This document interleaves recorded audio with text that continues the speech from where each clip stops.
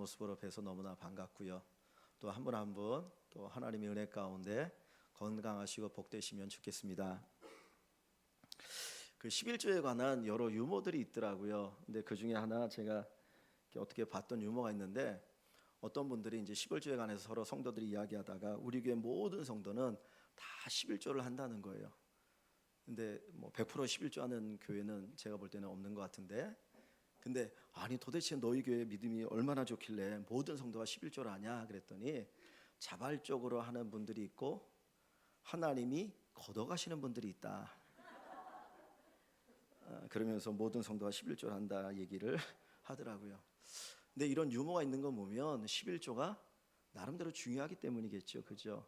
우리 성도들 가운데 11조 헌금을 드리시는 분들 너무 감사합니다. 제가 대학 다닐 때는 이제 젊을 때니까 뭐 11조만 하면 뭐 천국 가? 그리고 아주 우습게 생각했던 적이 있었는데, 목회를 하면서 깨닫는 거는, 야, 이게 정말 귀하고 소중하다. 10분의 1을 드린다는 거는 믿음이 아니고는 드릴 수가 없는 것이고, 정말 하나님 앞에 우리의 마음을 드리는 것이구나, 감사하는 마음이 있습니다. 우리가 11조를 드리는 분이 있고 아직 못 드리신 분도 있는데, 11조를 드린다라고 하는 의미가 뭔가, 제가 언젠가 한번 이제 어느 가정을 신방을 했는데 그 11조에 대한 얘기를 하더라고요. 사실 제가 그분한테 11조에 대한 것들을 가르쳐 드리지 않았는데, 우리가 11조를 해야 되는데 아직 믿음이 없어서 못하고 그냥 감사헌금을 합니다. 그래서 하여튼 너무나 그 말 자체가 귀했는데, 언젠가 보니까 또 11조를 이렇게 드렸어요. 그래서 제가 참 그걸 보면서 너무나 감사했고 하나님 앞에 정말 귀한 은혜 주시기를 기도했던 적이 있습니다. 11조를 우리가 드릴 때에 그 11조를 드리는 의미가 뭔가, 왜냐하면 그 의미를 알아야 내가 11조를 드릴 때에 그 11조가 하나님께 기쁨이 되어지고 우리에게 복이 되어질 줄 압니다. 그래서 11조 의미, 오늘 세 가지를 잠시 생각해 보길 원하는데요. 첫 번째는 하나님의 은혜에 대한 감사의 고백입니다. 여기 창세기 우리가 14장 17절 이하를 읽었는데, 이 말씀은 성경에 언급되어진 첫 번째 11조의 이야기입니다.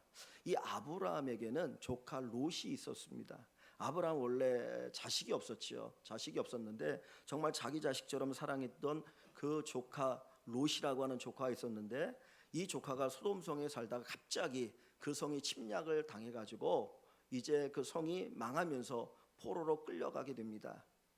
그 이야기를 아브라함이 듣고는 자기 조카에 대한 너무나 애정과 사랑 때문에 가만히 있을 수가 없는 거예요. 어떻게든지 내가 저 조카를 구출해 와야 되는데, 그러다가 자기 집에 있는 18명의 종, 그들을 데리고 밤에 기습 공격을 합니다. 뭐 바로 옆에 끌려간 것이 아니라 아주 먼 곳에 끌려갔는데, 정말 며칠을 달려가서 숨어 있다가 밤에 기습 공격을 해서 그 성을 함락시키고 그 조카 롯을 구출하고, 그리고 포로 끌려왔던 많은 사람들을 구출하고 또 노약물을 가지고 돌아옵니다. 그런데 그 돌아올 때에 소돔 왕이 아브라함을 맞이했고, 그리고 또 아브라함을 맞이한 사람이 있는데, 오늘 본문에 보면 살렘 왕 멜기세덱이라고 하는 사람입니다.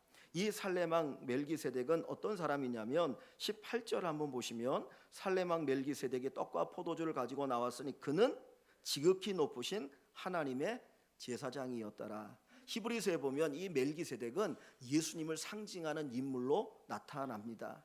이 멜기세덱이 이 기쁨을 가지고 정말 자기 조카를 구출하고 기쁨으로 돌아오는 이 아브라함을 맞이하면서 그에게 영광을 돌리는 거예요. 그를 함께 기뻐합니다. 그러면서 뭐라고 말하냐면 19절과 20절 말씀을 제가 한번 볼게요. 그가 아브라함에게 축복하여 이르되, 그 자기 조카를 구출해 오는 아브라함, 그를 축복했는데, 천지의 주제이시오 지극히 높으신 하나님이여 아브라함에게 복을 주옵소서. 자, 하나님이 어떤 분으로 지금 이 멜기세덱이 고백하고 있습니까? 천지의 주제이시오 지극히 높으신 하나님으로 고백하면서 그 하나님이 아브라함에게 복을 달라고 기도하죠. 그리고 20절에 너희 대적을 누구 손에?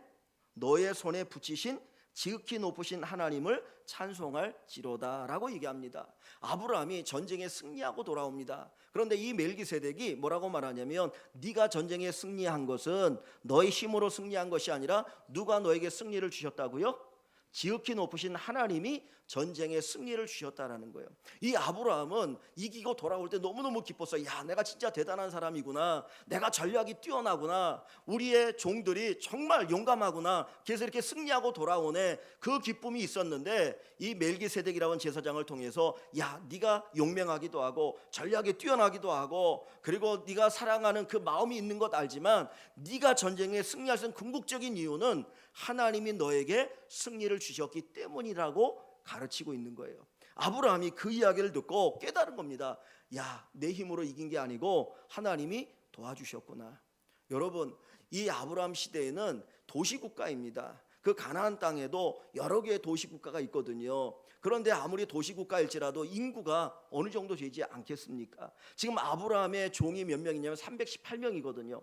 그러면 하나의 도시국가를 이루면 거기는 수천 명 또 수만 명의 사람들이 모여 사는 거예요. 그들과 싸우는데 318명이 갑자기 가서 기습공격한다 할지라도 그게 이기는 게 쉬운가요?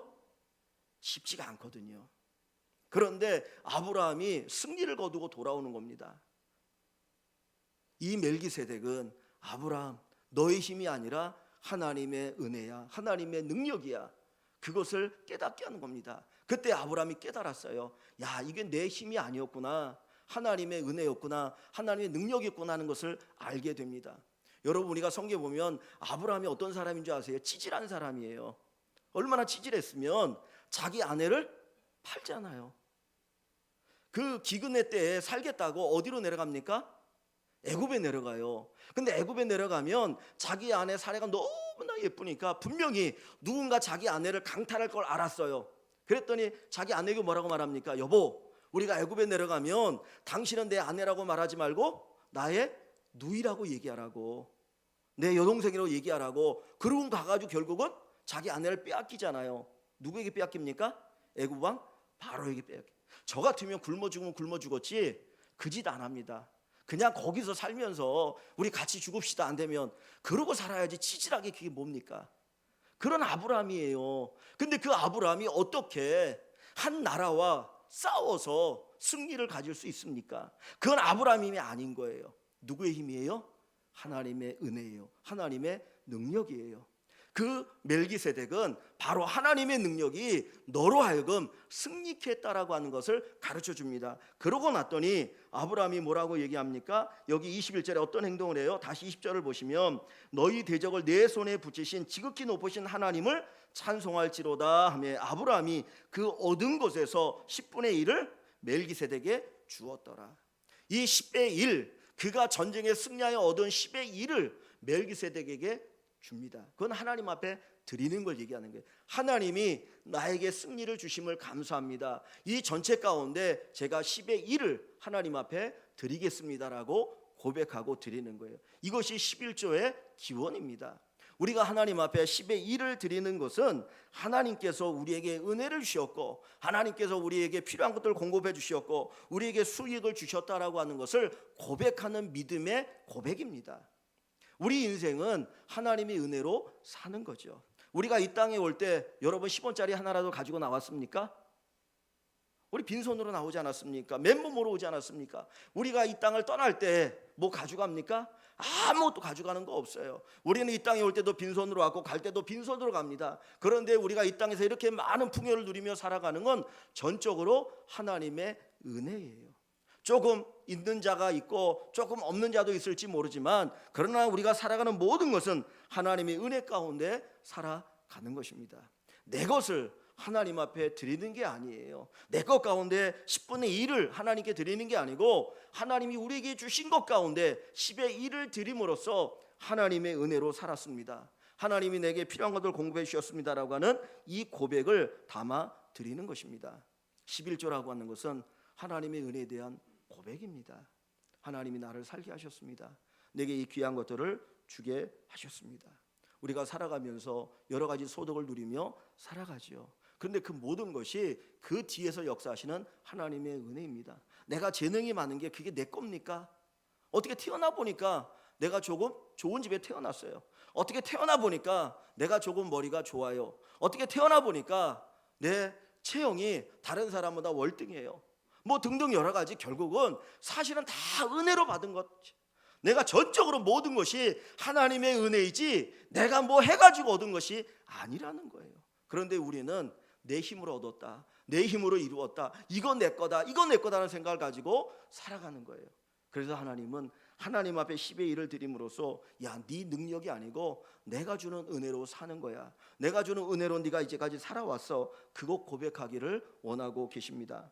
우리가 헌금 봉헌할 때마다 우리가 고백하는 역대상 29장 14절 이 다윗의 고백이죠. 거기 뭐라고 우리가 고백합니까? 나와 백성이 무엇이간데 이처럼 즐거운 마음으로 드릴 힘이 있었나이까. 모든 것이 주께로 말미암아 싸우니, 모든 것이 하나님께로 말미암아 싸우니 우리가 하나님의 손에서 받은 것으로 주께 하나님께 드렸을 뿐이니이다.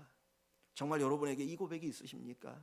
우리가 살아가는 삶 속에서 하나님의 은혜입니다, 하나님의 은혜입니다, 이런 고백이 가득하시기를 주님의 이름으로 간절히 축원합니다. 두 번째로 우리가 하나님 앞에 11조를 드리는 그 11조의 의미가 있습니다. 그건 뭐냐면 우리가 물질의 노예가 아니고 하나님의 자녀라고 하는 것을 우리가 고백하는 것입니다. 성경을 좀 한 구절 찾아보겠습니다. 마태복음 6장입니다. 마태복음 6장 24절.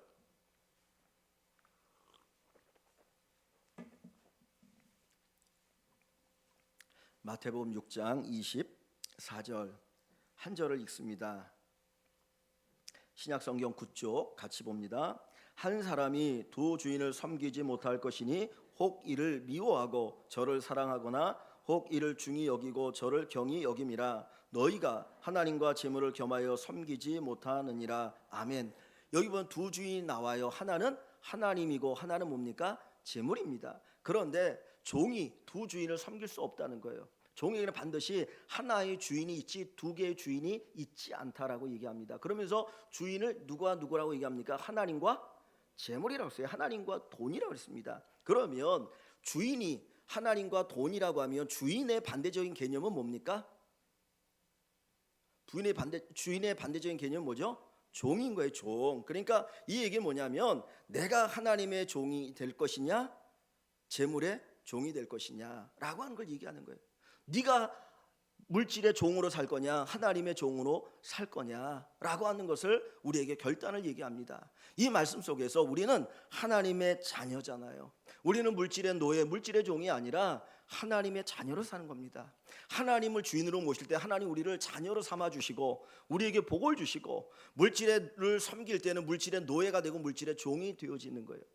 우리가 살고 있는 이 시대는 마치 가치의 기준이 뭡니까? 재물이에요. 돈이에요. 돈이 많으면 그 사람은 성공한 사람이고 돈이 없으면 실패한 사람처럼 여겨집니다. 그렇죠? 그래서 결혼할 때 그 사람이 얼마나 돈이 있느냐, 결혼할 때 얼마나 뭘 준비해 가져올 수 있느냐, 그 사람이 얼마나 앞으로 돈을 많이 벌겠느냐, 뭐 이런 것 가지고 사람을 평가할 때가 많이 있어요. 세상의 기준은 그래요. 돈 없으면 그 사람은 실패한 사람이고 가치도 없는 사람처럼 생각하기 쉽습니다. 우리 예수 믿으면서도 그런 가치관을 가지고 살아가기 쉬운데 하나님께서 우리에게 말씀하는 것은 돈이 주인이 아니고 돈이 가치의 기준이 아니고 하나님이 우리의 주인이시다, 하나님이 우리의 아버지시다라고 하는 것을 가르쳐주고 있습니다. 사랑하는 성도 여러분, 우리가 하나님 앞에 물질을 드리고 재물을 드리고 11조를 드리는 것은 하나님, 저는 물질의 노예가 아닙니다. 저는 돈의 노예가 아니고 하나님이 나의 주인이십니다. 저는 하나님의 자녀입니다라고 하는 이 고백을 표현하는 것입니다. 세상은 끊임없이 우리에게 이야기하기를 편리하게 살라는 거예요. 편리하게 살아라. 과거에 비하면 얼마나 편리해졌는지 몰라요. 며칠 전에 이제 친구 목사님들 몇 분이 만났는데 한 친구 목사님이 새로운 집으로 이사를 했다고 하면서 뭐 이사하는데 돈이 많이 든다고 그러더라고요. 뭐 좋은 집으로 이사를 했는데 그러면서 가전제품 뭐 TV도 몇 인치를 사고 뭐 냉장고를 사고 뭘 사고 쫙 얘기하는데 그 중에 하나 뭘 얘기하냐면 요즘 유행하는 갑자기 생각이 안 나지, 세탁기 말고 건조기. 건조기를 얘기하더라. 그러면서 건조기가 얼만데 그 건조기 너무너무 좋다는 거라. 딱 넣어놓으면 딱 건조되는데 먼지가 다 떨어지고 뭐 옷도 줄어들지 않고 그러면서 얘기하더라고요. 그래서 속으로 좋겠다 뭐 그러고 이제 말았어요. 왜 말았는데 얼마나 편리해진 시대에 살아갑니까? 사람들 끊임없이 편리해지고 싶은 거예요. 그럼 끊임없이 편리해지려면 뭐가 필요합니까? 돈이 필요해요. 그러니까 돈을 추구하고 돈을 구하고 돈의 노예가 되어지는 거죠. 그죠? 그래서 편리하면 옳은 것이고 불편하면 잘못된 것이다 생각 쉽지 않습니까? 편리하면 무조건 옳은 거예요. 교회도 편리하게 예배를 드려야 되고 편리한 생활하면 그 교회는 좋은 교회고, 불편하면 그 교회는 마치 나쁜 교회처럼. 그러니까 우리의 생각이 나도 모르게 물질의 노예가 되어지고 있다는 거예요. 그래서 어떻게든 물질을 숭상하고 어떻게든지 방법과 그 아무것도 상관없이 많이 벌면 된다라고 생각하는 것이 우리의 생각들 아닙니까? 근데 하나님께서는 우리에게 말씀하시는 것이 그거예요. 너희가 물질의 노예가 되지 말라. 물질의 노예가 되지 말라. 우리가 하나님 앞에 드림을 통해서 우리는 하나님의 자녀, 하나님의 아들이고 하나님의 딸이고, 그 하나님 우리를 먹여주시고 입혀주셨고 하나님이 온 세상의 주관자라고 하는 것을 고백하는 것, 그것이 바로 이 11조의 의미가 되는 것입니다. 여러분, 여기 6장 24절 아까 읽은 말씀 속에 보니까 두 주인을 섬기지 못한다라고 그랬죠. 하나님과 재물을 겸하여 섬기지 못한다라고 얘기합니다. 그리고 나서 25절에 어떻게 시작합니까? 그러므로 그랬죠. 그러므로 하나님을 섬길 거냐 사람을 재물을 섬길 거냐, 둘 중에 하나를 선택을 얘기하잖아요. 그리고 나서 그러므로 그랬어요. 그러면서 뭐라고 말하면 너희에게 이르노니 목숨을 위하여 무엇을 먹을까 무엇을 마실까, 몸을 위하여 무엇을 입을까, 무엇하지 말라고요? 염려하지 말라 그랬어요. 염려하지 말라. 그리고 27절에 보면 너희 중에 누가 염려함으로 그 키를 한 자나 더할 수 있느냐. 28절에 또 너희가 어찌하여 의복을 위하여 염려하느냐. 염려라고 하는 단어가 계속 나옵니다. 31절에도 그러므로 염려하여 이르기를, 또 이런 얘기가 나오고 있어요. 그러면 이 뒷부분에 나오는 이 단어들 가운데 핵심이 뭐냐면 염려라는 단어예요. 염려. 자, 하나님을 섬기는 사람과 물질을 섬기는 사람이 차이가 있는데, 물질을 섬기면 그 물질이 우리에게 뭘 가져다 줍니까? 평안을 가져다 주나요? 아니고 오히려 우리에게 뭘 가져다 준다는 거예요? 염려를 가져다 줍니다. 물질을 숭배하면 그 사람 마음속에 자리 잡고 있는 것은 염려밖에 없어요. 내 물질이 없으면 어떻게 살지? 이 물질이 없으면 어떻게 살지? 물질이 없으면 어떻게 살지? 하나님이 나를 먹이시고 하나님이 나를 입히시고 하나님 내 인생을 책임져 주신다고 하는 그 믿음이 있어야 되는데, 물질을 숭배하면 우리에게 찾아오는 것은 염려밖에 없어요. 그래서 하나님은 너희가 물질을 숭배하지 말고 나를 믿으라는 거예요. 나를 믿어라. 하나님 믿는다는 믿음의 고백이 뭐예요? 드림이에요. 11조를 드리는 것은 나는 물질의 노예가 아니고요, 나는 물질을 숭배하지 않습니다. 하나님을 숭배하고 하나님이 나의 주인이십니다라고 하는 이 고백이 여기에 담겨 있는 것입니다. 디모데전서 6장 17절에 6장 9절에 보면 이런 말씀이 있습니다. 성경을 좀 한번 여러분 찾아볼까요? 디모데전서 6장 9절 몇 쪽입니까? 성경 저 뒤쪽으로 가보시면 341쪽입니다. 신약성경 341쪽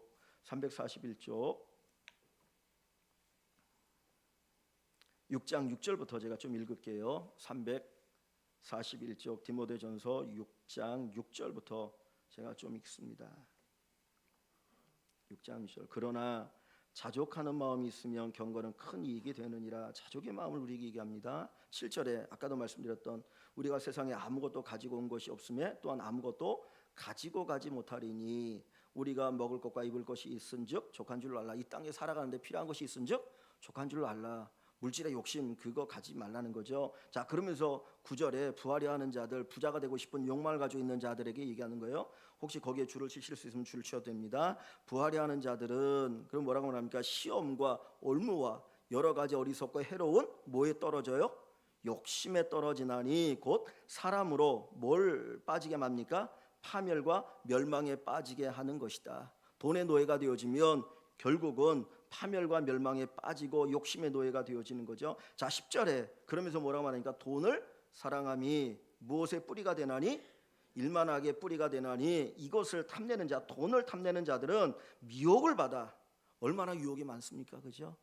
야, 이렇게 하면 돈 많이 벌 수 있어. 이렇게 하면 돈 많이 벌 수 있어. 우리 정말 넘어가고 싶지 않아요. 미혹을 받아 믿음에서 떠나 근심으로서 자기를 찔렀느니라. 하나님에 대한 믿음이 사라져 버려요. 그리고 그 마음이 근심으로 가득 차고 염려로 가득 차게 되어진다는 거예요. 자, 반면 17절 가봅니다. 6장 17절. 내가 이 세대에 누구? 부한자들이, 여기는 부한자들이라고 그랬어요. 부자들을 얘기하는 거예요. 아까 앞에는 부자가 되고 싶은 그 욕망이 있는 사람들, 반면에 17절에는 부자가 있는 사람들, 이 세대의 부자들을 명하여, 강력하게 명령하는 거죠. 강력하게 얘기하는 거죠. 부자들을 명하여 너희는 마음을 뭐하지 말고, 높이지 말고. 마음을 높인다는 게 뭡니까? 교만해지는 거. 돈 때문에. 돈이 있다고 교만하는 거예요. 돈 없는 사람 깔보는 거, 무시하는 것, 어마어마한 죄죠. 마음을 높이지 말고 정함이 없는 재물. 정함이라는 게 뭡니까? 깨끗하다는 게 아니라 돈다는 거예요. 돈다는 거. 그래서 돈을 왜 돈이라고 얘기한다고요?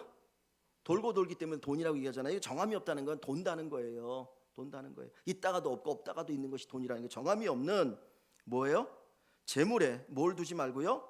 소망을 두지 말고 오직 우리에게 모든 것을 후히 주사 누리게 하시는 누구에게 소망을 두라고요? 하나님께 소망을 두라. 그리고 나서 10절에 그 재물을 가지고 뭘 하라고 말합니까? 선을 행하고 선한 사업을 많이 하고 나누어 주기를 좋아하며 너그러운 자가 되게 하라. 이것이 장래에 천국에 자기를 위하여 또는 미래를 얘기하겠죠. 좋은 터를 쌓아 참된 생명을 취하는 것이다. 우리가 하나님 앞에 드리는 것은 하나님 앞에 내가 물질의 노예가 아니라고 하는 것을 고백하는 것입니다. 부자든 가난한 자든 다 물질의 노예가 될 수 있어요. 우리는 예수님이 이런 말씀하셨죠. 부자가 천국에 들어가는 것이 낙타가 바늘 끼로 들어가는 것보다 어렵다고 그래가지고 얘기할 때 돈 많은 부자나 돈의 노예지, 나는 아니야 라고 생각하지만 있는 자나 없는 자나 다 돈의 노예가 될 수 있어요. 그러니까 하나님 앞에 드리고 섬기고 헌신하는 것이 내가 하나님 돈의 노예가 아니고 돈의 염려 가운데 사는 것이 아니고 하나님의 도우심, 하나님의 주인 되심을 고백하며 살아갑니다.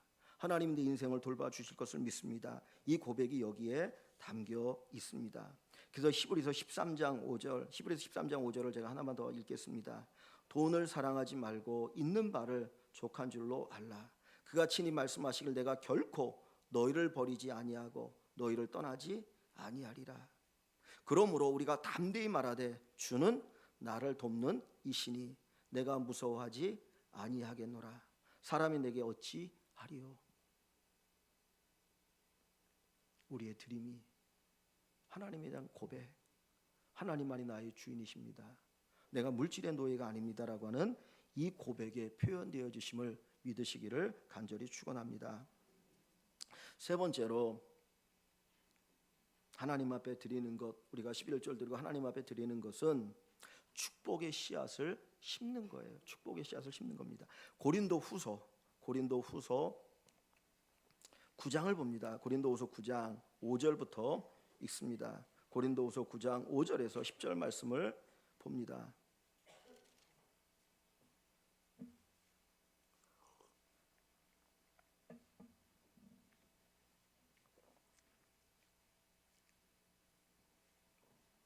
고린도후서 9장 5절 294쪽입니다. 294쪽 신약성경 294쪽 5절부터 10절 말씀을 같이 읽어봅니다. 그러므로 내가 이 형제들로 먼저 너희에게 가서 너희가 전에 약속한 연보를 미리 준비하게 하도록 권면하는 것이 필요한 줄 생각하였노니 이렇게 준비하여야 참 연보답고 억지가 아니니라. 이것이 곧 적게 심는 자는 적게 거두고 많이 심는 자는 많이 거둔다 하는 말이로다. 각각 그 마음에 정한 대로 할 것이요 인색함으로나 억지로 하지 말지니 하나님은 즐겨내는 자를 사랑하시느니라. 하나님이 능히 모든 은혜를 너희에게 넘치게 하시나니 이는 너희로 모든 일에 항상 모든 것이 넉넉하여 모든 착한 일을 넘치게 하게 하려 하심이라. 기록된 바 그가 흩어 가난한 자들에게 주었으니 그의 의가 영원토록 있느니라 함과 같으니라. 심는 자에게 씨와 먹을 양식을 주시는 이가 너희 심을 것을 주사 풍성하게 하시고 너희 의의 열매를 더하게 하시리니 아멘. 자, 여기 보면 8절에 특별히 뭐라고 말합니까? 하나님이 능히 모든 은혜를 너희에게 넘치게 하시나니 이는 너희로 모든 일에 항상 모든 것이 넉넉하여 모든 착한 일을 넘치게 하려 하심이라 그랬습니다. 적게 심는 자는 적게 거두고 많이 심는 자는 많이 거둔다. 6절에 이야기합니다. 농부가 씨를 뿌릴 때 아까워하는 분이 있습니까? 아니죠. 정말 먹고 살기 힘들 때에 씨를 뿌린다는 건 힘들고 어렵죠. 왜냐하면 양식이 없으니까. 그러나 그것을 심는 것을 아까워하는 농부는 없어요. 왜냐하면 이것을 심어야 가을에 양식을 거둘 수 있고 그 다음에 넉넉하게 살 수 있는 것을 알기 때문에 심는 것 자체를 아까워하는 사람은 없습니다. 우리가 하나님 앞에 드린다고 하는 것은 하나님 앞에 심는 것입니다. 마치 농부가 씨앗을 심는 것처럼 하나님께서 거두게 하시는 그 은혜를 바라보면서 심는 것이 하나님 앞에 드리는 것입니다. 근데 자, 여기 한번 5절을 보세요. 자, 여기 5절을 보시면 제가 좀 성경 읽어가면서 좀 몇 가지 말씀을 드릴게요. 자, 5절을 보시면 그러므로 내가 이 형제들로 먼저 너희 가서 너희가 전에 약속한 연보 헌금을 얘기합니다. 여기에서 8절과 9장에서 얘기하는 거는 이제 헌금을 얘기하는데 복음을 전하기 위해서 드려지는 헌금을 얘기하고 또 가난한 교회 성도들을 위해서 드려지는 헌금을 얘기해요. 그래서 연보를 얘기하는데 이 고린도 교회 성도들이 우리가 그 헌금을 드리겠습니다. 그리고 약속한 거예요. 그래서 약속한 것을 다시 바울이 그것들을 기억하고 생각하게 하기 위해서 너희가 준비했다가 하나님 앞에 드려라 그 얘기를 하는 건데 자 5절부터 다시 봅니다. 그러므로 내가 이 형제들로 먼저 너희에게 가서 이제 디도를 보내고 뭐 그랬는데 너희가 전에 약속한 연보 헌금을 미리 준비하도록 권면하는 것이 필요한 줄로 생각하였노니 이렇게 준비하여 참 연보답고 억지가 아니니라. 그러니까 준비되어진 헌금, 미리 준비해서 드리는 헌금이 진짜 헌금이고 그냥 마지못해 드린 거 그거는 진짜가 아니고 가짜라는 거지, 그죠? 그래서 그 다음에 뭐라고 말합니까? 이것이 곧 적게 심은 자는 적게 거두고 많이 심는 자는 많이 거둔다 하는 말이다라고 얘기를 해요. 그러면서 7절에 각각 그 마음에 정한 대로 할 것이 인색함으로는 억지로 하지 말지니 하나님은 즐겨내는 자를 사랑하신다. 그리고 은혜에 대한 이야기를 하고 있지요. 자, 보세요. 그러면 다시 여러분 성경 한번 보시기 바랍니다. 여러분의 성경이 좋은 성경이면 써 있는 게 있는데요. 자, 어떤 거는 그냥 이렇게 각축 안 써 있는 게 있어요. 다시 5절을 보시면 그러므로 내가 이 형제들로 먼저 너희에게 가서 너희가 전에 약속한 뭐를? 연보를 미리 준비하도록 권면한다라 그랬죠. 그 연보라고 하는 단어에 이자라고 쓰여 있습니까? 이자라고 쓰여 있나요? 여러분 성경에? 예, 이자라고 쓰여 있어요. 가로치고 이자라고 쓰여 있어요. 그리고 5절 끝부분에도 연보가 나오죠. 그러면 이자를 한번 보십시오. 밑에 쭉 내려가면 각주에 이자라고 하는 단어 연보가 각주에 뭐라고 써요? 이 그리고 헬 그리고 뭐라고 썼어요? 복이라고 썼어요. 이 말은 뭐냐면 헬라어로 복이라는 단어예요. 원래 성경은 헬라어로 기록되어 있어요. 그리스어로 이 당시에 그 그리스어로 기록되어 있는데 요 연보라고 하는 단어가 우리 성경은 연보로 번역을 했지만은 원래는 연보가 아니고 뭐라는 단어라고요? 복이라는 단어예요. 복. 연보라는 단어가 아니고 뭐라고요? 복의 복. 연보를 드리는 것이 복을 드리는 거예요. 그래서 보세요. 자, 연보를 복을 미리 준비하도록 권면하는 것이 필요한 줄로 생각하노니 이렇게 준비해 참 복답고 억지가 아니다 그랬어요. 억지가 아니다. 자, 3번을 보시면은 억지라고 하는 그 단어 그 뭐 마지못해 드리는 얘기하겠죠. 억지로. 그 3번에 그거를 보니까 또는 뭐라고 얘기합니까? 탐심이에요. 탐심. 왜 못 드린 줄 아세요? 우리 안에 뭐가 있기 때문에? 탐심이 있기 때문에. 그것이 복인 줄 알면 하나님 앞에 드리는 것이 복인 줄 알면 준비해서 드리겠지요. 여러분 그렇지 않습니까? 복인 줄 알면 여러분 복 받으려고 얼마나 애씁니까? 백화점에서 무슨 세일을 한다고 해도 내 돈 내고 사야 되는데도 그냥 줄 쫙 쓰잖아요. 아침에 제일 먼저 하고 맨 앞에 서가지고 뭘 하나 싸게 살라고 그게 좋다고 생각하니까. 근데 이게 복이라고 생각한다면 준비하지 않겠습니까? 그죠? 복이에요. 억지는 뭐예요? 탐심입니다. 탐심. 자, 6절을 봅니다. 6절에 보면 이것이 곧 적게 심는 자는 적게 거두고, 그죠? 많이 심는 자는 많이 거둔다는 말이다. 당연한 거죠. 근데 자 4번을 보시면 많이라고 하는 그 단어가 뭐라고 했습니까? 헬 그리고 뭐로? 복으로 똑같아요. 연보라는 단어나 많이라는 단어가 동일한 단어인데 우리 성경어는 하나를 많이라는 표현을 썼고 하나는 연보라는 표현을 썼어요. 그러니까 복으로 심는 자는 뭘로 걷는 거예요?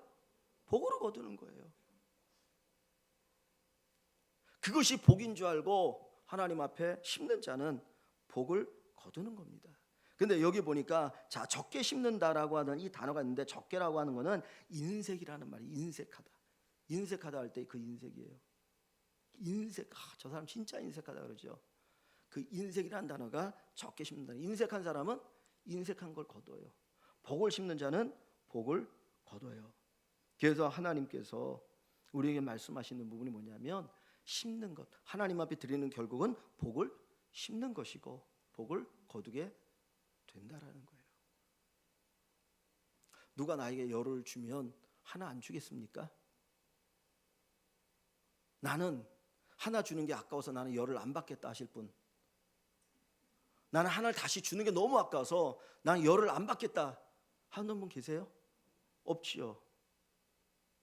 하나님이 내게 주셨다라는 그 믿음이 있고 그 확신이 있고 그 사실을 알면 드릴 수 있잖아요. 내가 하나님 앞에 드림을 통해서 내가 물질의 노예가 되어서 물질에 매여서 염려 근심 가운데 내 인생을 망치며 살아가지 않는다면 우리가 드릴 수 있잖아요. 그죠? 내가 그것을 심어서 하나님이 복을 주신다면, 내가 심었더니 하나님이 내 자녀들에게 복을 주시더라, 내 손주들에게 내 대대에 하나님 복을 주시더라, 그것을 믿는다면 우리가 내려놓을 수 있지 않습니까? 우리나라가 이만큼 잘 사는 이유가 여러 가지 있겠죠. 그러나 신앙의 눈으로 바라보면 우리 믿음의 선배들은 정말 하나님 앞에 드렸습니다. 굶어드렸습니다. 그 감리교회 유명한 목사님 집안이 있어요. 김선도, 김국도, 김홍도. 예, 삼형제인데 사형제인데 하나는 뭐 미국에 있던 거 하는데, 하여튼 뭐 강남에 어마어마하게 큰 교회들 목회하시는 분들이에요. 감리교인데. 근데 그 어머니가 전도사님이셨어요. 6.25 끝나고 아무 먹을 것도 없는데 생선 한 마리 생기면 먼저 하나님 앞에 드리고 목사님들 갖다 드렸대. 그때 그분들이 엄청나게 불만스러웠대. 우리도 못 먹고 사는데. 그런데 하나님이 복을 주시니까 우리나라 감리교에서 가장 큰 감리교 그분들이 목회를 하셨어요. 꼭 크다라고 하는 것 자체가 뭐 아까 얘기했던 것처럼 옳은 건 아니죠. 옳은 건 아니죠. 그러나 하나님 뭐라 하니까 심은 대로 거둬요. 심은 대로 거둬요. 우리가 하나님 앞에 심고 사람들 앞에 심으면 거둬요. 인색하면 결국 인색함을 당합니다. 우리가 이 땅에 올 때 빈손으로 왔죠. 결국 빈손으로 돌아갑니다. 하나님이 주신 은사인데 그것을 가지고 하나님을 영화롭게 하고 다른 사람에게 선한 유익을 끼치며 살아가면 좋겠습니다. 전도서 5장 19절에 보면 이런 말씀이 있어요. 제가 너무너무 좋아하는 말씀인데 전도서를 한번 보고 마치겠습니다. 구약성경 전도서 5장 19절, 시편, 잠언 전도서죠. 전도서 5장 19절.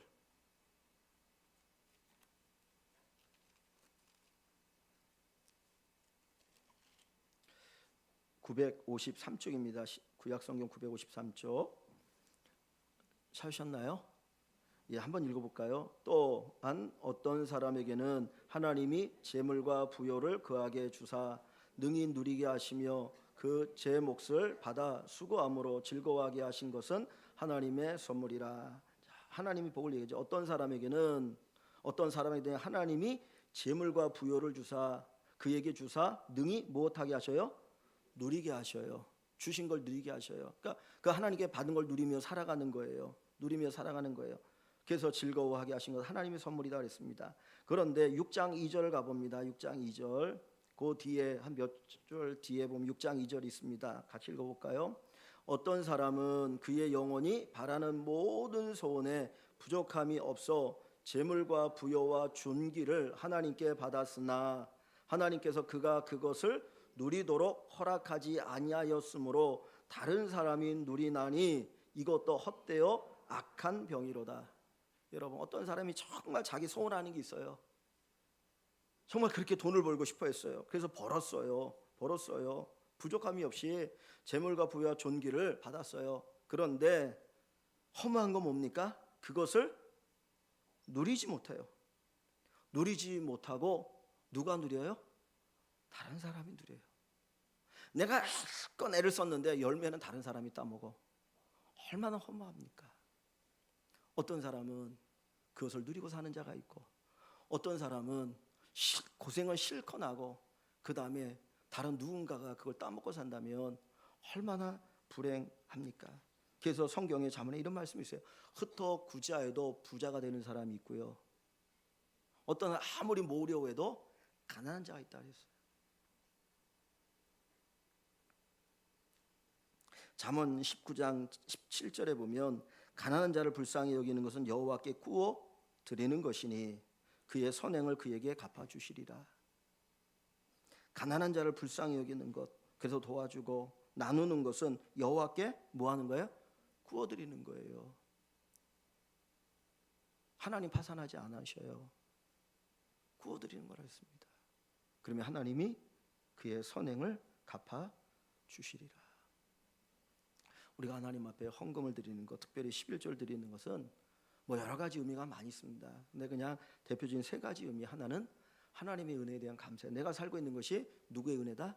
하나님의 은혜예요. 하나님의 은혜. 여러분 병원 안 가는 게 얼마나 감사합니까? 그죠? 건강상이 얼마나 감사합니까? 여러분 보험 들었는데 어떤 분 그런 분들이 있죠. 내가 보험 무슨 암보험 들었는데 이게 암에 안 걸리니까 이걸 못 타먹어. 갖고 그냥 생돈 나가는 것 같아. 그래서 암 걸리고 싶은 분이 있으세요? 없죠. 병원 안 가는 게 얼마나 감사합니까? 그죠? 네? 은혜 내가 사는 게. 두 번째는 드림을 통해서 내가 물질의 노예가 아닌 누구의 자녀? 하나님의 자녀. 하나님의 자녀. 물질은 우리 염려, 근심, 걱정밖에 안 줘요. 그게 우리의 평안을 주지 않아요. 세 번째는 드림은 축복의 씨앗을 심는 거예요. 축복의 씨앗을 심는 거예요.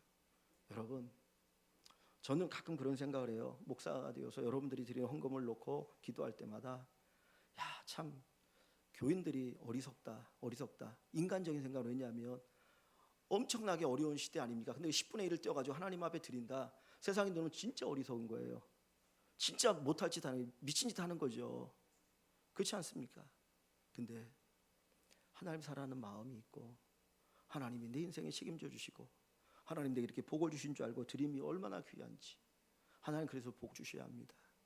하나님 가정 책임져 주셔야 됩니다.